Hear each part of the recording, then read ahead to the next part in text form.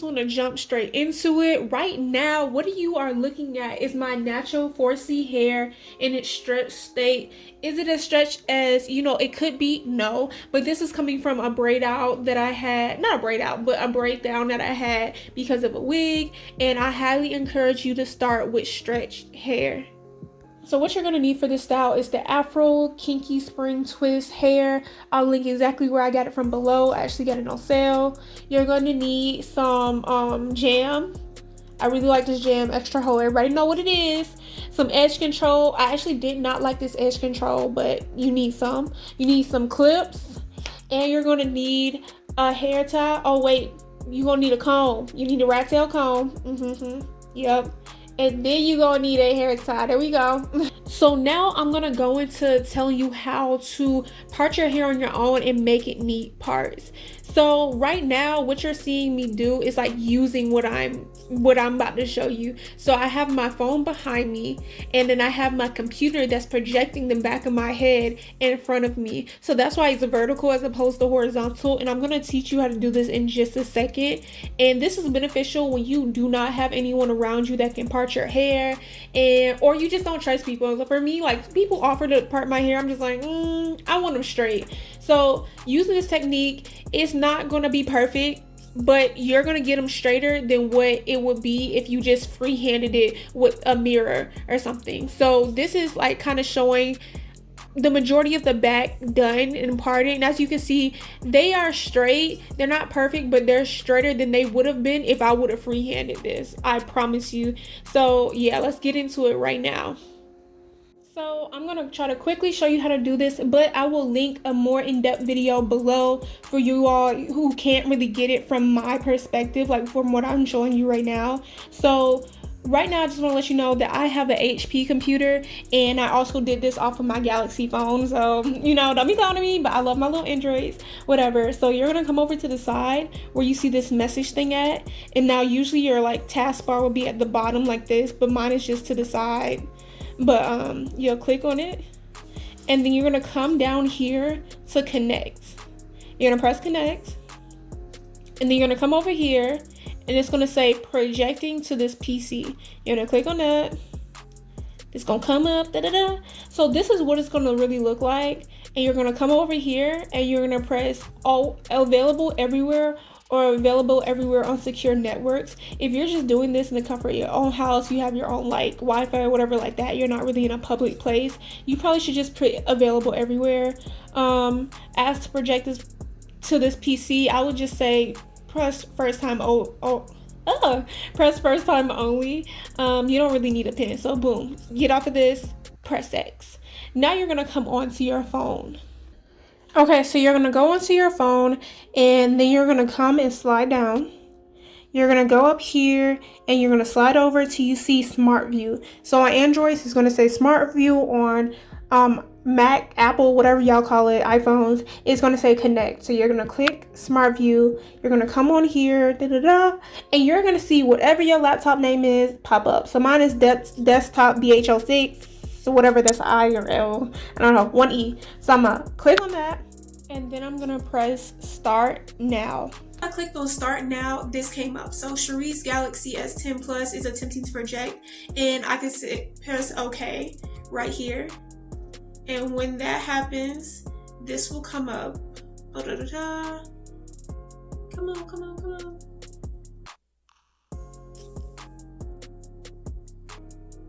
And now everything that I'm doing on my phone is on here. So boom. I'll go to my camera, and it's like this. I go to the video part, and it goes like this. And I start it, and I can record. Oh, let me turn it around. And I can record the back of my head. You'll see it more in the other clips. But I can record the back of my head. So yeah, I can record the back of my head now, and now I can make these parts. So what you see me doing now is looking on my laptop with my phone on my ring light stand behind me, pointed at the back of my head. So I'm literally looking at the back of my head, and I promise you this will change the game on how you part your hair, because you don't have somebody to help you part your hair all the time. So boom. Now let's just go into the tutorial. All right, let's go. All right, y'all, so I am back. It is the next day, because after I got done parting, it was like I had work today, so boom, this is the next day. But I stretched my hair while I was at work, so that's why it's like this. I just had it like in a low bun like that, and with the scarf over it or whatever. So you see this big forehead? Lord have mercy. Child. Anyway, so I'm gonna do the majority of my head, and then I'm gonna come back to show you like 4, just because it doesn't make sense for me to like have this going the whole time while I'm doing my head. So I will be back. Okay, see you. So y'all, I'm back. It has been days, and I don't feel bad. It's just a lot going on. But anyway, that's not what you're here for. You're here for this tutorial. So I'm gonna show you how I do these.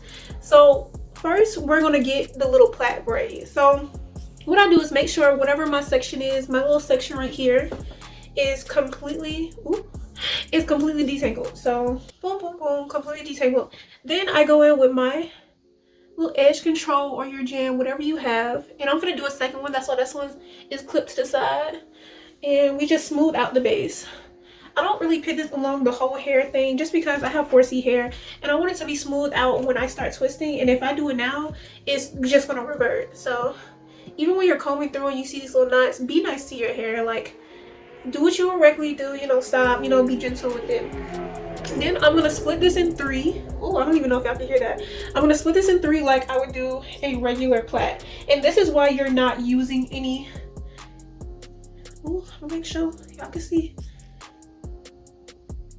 Okay, this is why you're not using any rubber bands, because this plait acts as the anchor. So I plait it, and I'll come down to like this, probably like an inch or whatever like that. So it's nothing special. It's just a little plait. That's all it is. That's all it is. That's all it is. That's all it is. It's just a little plait. So as far as this hair goes, oh, let me back up. As far as this hair goes, it usually comes like this or whatever, and this is like the one little section. You'll see this little curly thing. What I was doing for the majority of these is splitting this in half, and that's why they're a little small as opposed to like the jumbo ones. But when I have thicker pieces of hair like this, and more so in the middle of my head, I like to take 2/3 as opposed to a half, just because it covers the hair more. Also, I had a pack that was smaller. This is like 24 inches. It was another one that was like had smaller inches that I used on my mom, but I had some left over. So I would use some of that hair as like a little bit at the top, so it would help cover it. But as I cascade down, it would taper off. Do what you feel comfortable with. Now, what I will say, a big thing that I'm going to talk about and what makes this look more natural is when you can encapsulate your hair in the Marley hair, and you'll see what I'm talking about. So if you have a section that's big or has thick, or it's just thick, you know, the hair is just thick there, and you don't use enough to encapsulate it, you're gonna see more hairs peeking through or whatever. I had some of those issues in my hair, and also I see a lot of that with people on YouTube. They just don't use enough hair, you know what I mean? So I'm gonna use 2/3. So I just literally, this is it. This is about 2/3 of it. Take this off. And this is about how much I'm going to use in the section. So I'll just fluff it out a little bit, nothing too much. You know, we're not doing the most, whatever. So, you know, I have it in half, and you take your freaking, you know, whatever this is, crochet thing, and you hook it like you regularly would. So you come closer. It doesn't really matter which way you go, from the front or from the back, whatever way is comfortable for you. I just like to go like sideways instead of like this or whatever. So boom, and then you hook it. I hook like this, I close it, and then I pull it through. So once I get right here, I like to see where the opening is, take the needle out, hold one side, and just pull the other side through. And then boom, like this. I'm gonna have it, make sure it's like even on each side. So that's all I'm doing right here.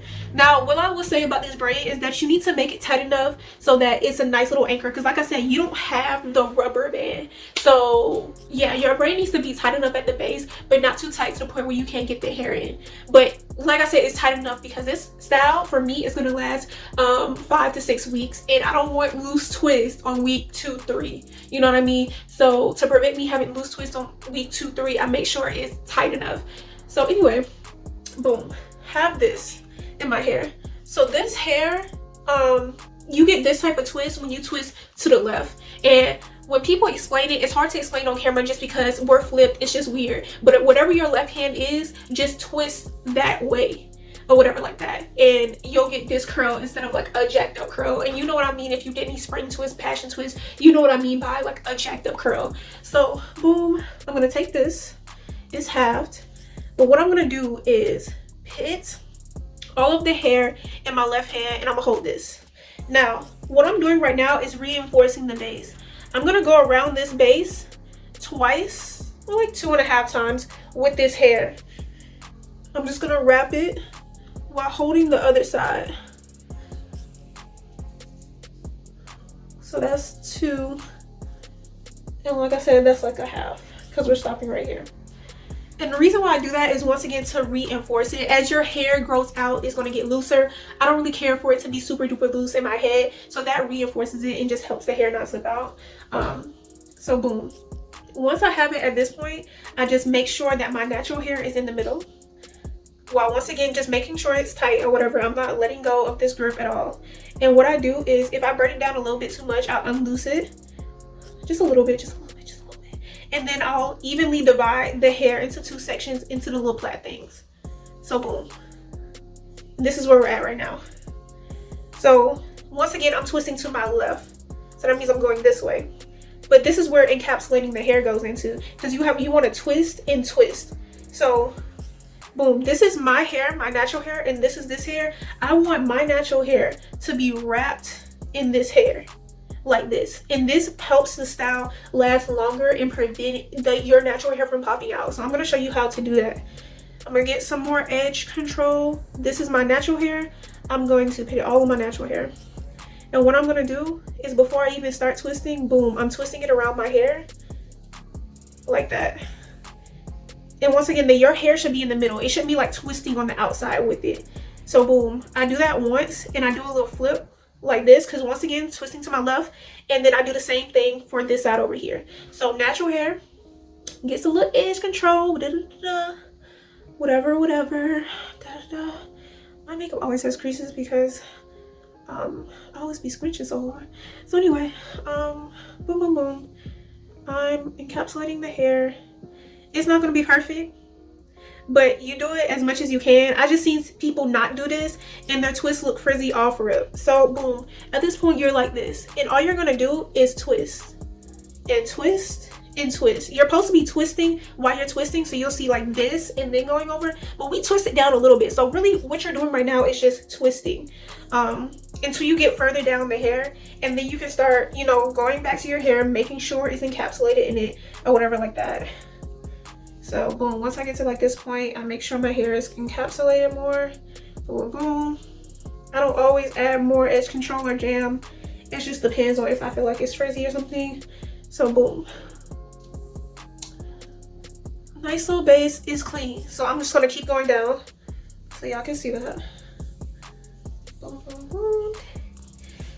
Girl, classes just started today, and I got one teacher like that's doing the most already. Like, she's already doing the most, and my name is Sheri. Girl, look at how hard I be scrunching, like, for no reason. Anyway, my name is Sheri, and she insisted my name is Sheri, and it's not. So as I'm doing it, just like you would do a regular braided hair, sometimes you have some loose ends, you just keep going, you know, pull it off, whatever, and I'm just gonna keep going down. So keep in mind, Marley twists are supposed to be natural looking. So these little hairs down here, even though I'm past my hair, I know that they're going to be there because this is Marley hair. This is not passion twist hair. This is not none of that or whatever. Okay, this is Afro Marley twist hair. Y'all saw the hair. I'm just trying to get these lines up. when I get to the ends, I just do this little number and it just scrunches back. So this is how the twist looks at the end of it. And I want to zoom in on my base so you can see how that looks. And you see the little wraparound situation right here that reinforces it. There is still no tension on my hair at all. I can do like this and it don't feel no type of way or whatever like that, and it's gonna stay longer, and my hair is fully encapsulated inside of this. Like I said, these little stragglies along it is, it's supposed to be there. It's Marley hair. So I'm gonna go ahead and do my very last one, just repeating those steps that I just did.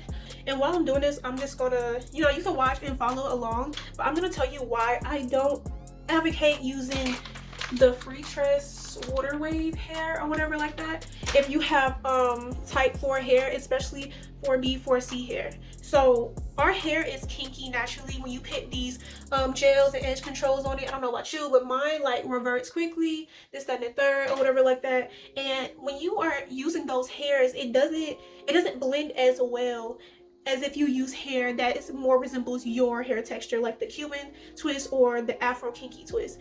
So if you're talking about wanting the style to be neater looking, more natural looking and stuff like that, and just blend with your hair more, you're gonna have to get a texture of braiding hair or whatever hair, twist hair, that closely resembles your hair texture. Yeah, that's not to say that water wave hair or whatever like that can look good in our hair textures, because I've seen it before, but what you see on YouTube is like the it's like it when it's first done, you know what I mean? And sometimes they'll come back with an update, and most of the times it looks a little raggedy, hair's popping out. And, you know, if you'll see the videos of like the bad side of passion twist, mainly they say that the hair pops out, and a lot of it is more noticeable because it doesn't match their hair texture. So yeah, to each his own. You know, you do what you want to do. I'm just telling you that this is going to last longer. And even, I haven't even cleaned up this hair yet. Like, I haven't done the little cutting things, really foamed it or nothing like that. Because like I said, I had to go to work this, 2nd, and 3rd. And this is my first time doing them, by the way. But I've gotten so many compliments on this hairstyle already. But like I was saying, to each his own, you do what you want. And I actually might do some styles that, just trying out the other hair. But just from my experience, I just didn't like seeing them in videos, like tutorials. And I've seen people have it in person, and I didn't really care for them either. This type of textured hair is more so what I like, as opposed to the other hair. And I want y'all to drop into the comments or whatever like that, and let me know if you agree or disagree with what I'm saying. If you disagree, that's fine, like just leave a comment. I just want to know. Or if you have any tips for how to blend 4C 4B hair better with that type of hair and it lasts long, independent of having to blow out your hair and use all these excessive gels. If I'm being honest, that in my head is the only way that I see that style really lasting long, is when you have to over manipulate your natural hair beforehand. You have to do all this blow drying, this straightening, pick the whole jar of edge control. Like, I'm not really trying to do all of that and have all that build up in my hair, when I can just get why is it sitting on my lash, when I can just get a hair texture that closely resembles mine. I just want to show you, like, once you get down to this right here and you're like, oh, I have more on this side than this side, all you simply do is like borrow hair. Like, everybody was taught, kind of, if you knew how to braid, how to borrow hair to even out the sections so it's not lopsided or whatever like that. So when you get down to the end, that's just what you're gonna do. Something else I want to say is that this hair is not, you don't have to dip this hair. So I just cut the ends off. So these are kind of the ones I just did. So I'm gonna like cut some of this like scraggly end off, and then it'll look like this. Like, it'll look kind of uniform like this, and this is how they are at the bottom. Because I don't like the little scraggly ends. It's not really my thing. No ma'am, no ham, no turkey, I don't like it. So what I'm gonna do is clean these up a little bit and put some foaming lotion on it, nothing too much, and then I'll be right back.